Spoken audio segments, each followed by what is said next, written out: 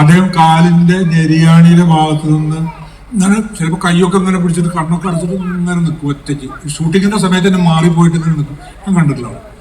അപ്പൊ എന്തെല്ലാം അപ്പൊ കാലിന്റെ പിൻഭാഗത്ത് നിന്ന് ഞെരിയാണിയിൽ നിന്ന് ഒരു പഴുത്ത സൂചി ഈ ഞരമ്പിലൂടെ ഇങ്ങ് വലിച്ച് കയറ്റി ശിരസിലേക്ക് പോണ പോലെ തോന്നും. ഒരു ചുട്ടു പഴുത്ത സൂചി നമ്മുടെ ശരീരത്തിന്റെ ഞരമ്പിന്റെ ഉള്ളിൽ കൂടെ ഇങ്ങനെ കയറി വരണ പോലെ തോന്നും. അല്ല, ഇതിന് വൈദ്യമൊന്നുമില്ല. വൈദ്യം അമേരിക്കയില്, ഓസ്ട്രേലിയയില്, റഷ്യയില് തൊട്ട് ലോകത്തിലെ എല്ലാ സ്ഥലത്തും. കാരണം ഇയാൾക്ക് എവിടെ വേണമെങ്കിൽ പോകാനോ. ഈ എല്ലാ തരത്തിലും ഇന്ത്യയിൽ പല സ്ഥലങ്ങളിലൊക്കെ പോയി രക്ഷയില്ല. അതിന്റെ ജീവിതം തൊട്ട് അവസാനിക്കുന്ന തോന്നുന്നു. ഞങ്ങൾക്ക് ആകെ വിഷമമായി. അവസാനം ഞാൻ ഭയങ്കര വൈദ്യം എന്നൊക്കെ പറഞ്ഞിട്ട് ഉറയിലുകുട്ടി വൈദ്യരെയൊക്കെ കൊടുന്ന് കാണിച്ചു. അദ്ദേഹം പറഞ്ഞു, അദ്ദേഹം വേദനയുടെ ചില കാര്യങ്ങളൊക്കെ പറ്റി പറഞ്ഞു. ഉറുമ്പ് അല്ലാതെ ഒരാൾക്ക് തന്നെ ഒരു തരത്തിൽ തന്നെ ഉറുമ്പ് കടിച്ചാൽ പല ആൾക്കാർക്ക് പലതരം വേദനകളാണ് ഉണ്ടാകുന്നത്. ചില ആൾക്കാർക്ക് ഭയങ്കര വേദനയായിട്ട് തോന്നും, ചില ആൾക്കാർക്ക് കുറവ് വേദനയായിട്ട് തോന്നും. പക്ഷെ ഉറുമ്പ് ഒരേപോലെയാണ് കടിക്കുന്നത്. അങ്ങനെ കുറെ വേദനയുടെ കാര്യങ്ങളൊക്കെ പറഞ്ഞു. മോഹൻലാൽ പറഞ്ഞു, ഇതുകൊണ്ടൊന്നും നമ്മുടെ വേദന മാറില്ല കേട്ടോ, നമ്മുടെ വേദന തന്നെയാണ്. അപ്പൊ ഇടയ്ക്കിടയ്ക്ക് ഇത് ഉണ്ടാവും. അപ്പൊ പിന്നെ എന്ത് ചെയ്യും, ഗുരു എന്ന് പറഞ്ഞിട്ടുള്ള സിനിമയുടെ സമയത്ത് തമ്പുരാനോട് ഫോൺ ചെയ്ത് ചോദിച്ചു അങ്ങനെ ഒരു സംഭവം. അല്ല, അപ്പൊ അങ്ങനെ ഫോൺ ചെയ്ത് ചോദിച്ചാലൊന്നും പറയാൻ പറ്റില്ല. ഇവിടേക്ക് വന്നാ കാണാന്ന് പറഞ്ഞു.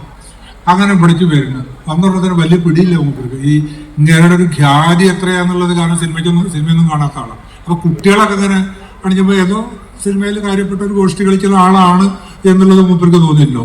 അപ്പൊ ഇരിക്കാനൊന്നും പറയില്ല. നിന്നു, ഷർട്ടഴിപ്പിച്ചു, തിരിഞ്ഞു നിൽക്കാൻ പറഞ്ഞു, അങ്ങോട്ട് നിൽക്കാൻ പറഞ്ഞു, ഇങ്ങോട്ട് നിൽക്കാൻ പറഞ്ഞു, കാര്യങ്ങളൊക്കെ ചോദിച്ചറിഞ്ഞ് അവസാനം പറഞ്ഞു, ഈ പുറത്ത് ഇടാ പിങ്ങളാന്നൊക്കെ പറഞ്ഞിട്ട് ചില സ്ഥലങ്ങളുണ്ട്, അവിടെ മർമ്മസ്ഥാനങ്ങളുണ്ട്, അവിടെ എന്തോ ക്ഷതം പറ്റിയിട്ടുണ്ട്. അപ്പൊ അത് ആ സമയത്ത്, ഈ ക്ഷതം പറ്റിയ സമയത്ത് നല്ല വേദന തോന്നും. പിന്നെ ആ വേദന അങ്ങോട്ട് പോകും. പക്ഷെ അത് അവിടെ കിടക്കും, പോവില്ല. അത് പിന്നെ ഒരു കാലത്തേക്ക് വീണ്ടും വരും. അങ്ങനെയാണ് അതിന്റെ സ്വഭാവം. ജന്മത്ത് പോവില്ല. അപ്പോ ഞാൻ അതിനുള്ളിൽ കൂടെ ചോദിച്ചു, അല്ല ഇതിന് വൈദ്യമൊന്നുമില്ല, അല്ല ചികിത്സയൊന്നും ഇല്ലല്ലോ. ചികിത്സയൊക്കെ ഉണ്ട്, ഇയാൾക്കൊക്കെ അത് ചെയ്യാൻ പറ്റുമോ എന്നുള്ള ഇഷ്ടമില്ലാതെ എന്ത് വേണമെങ്കിൽ ചെയ്യാൻ തയ്യാറാണ്, എങ്ങനെ വേണമെങ്കിൽ ചെയ്യാൻ തയ്യാറാണ്.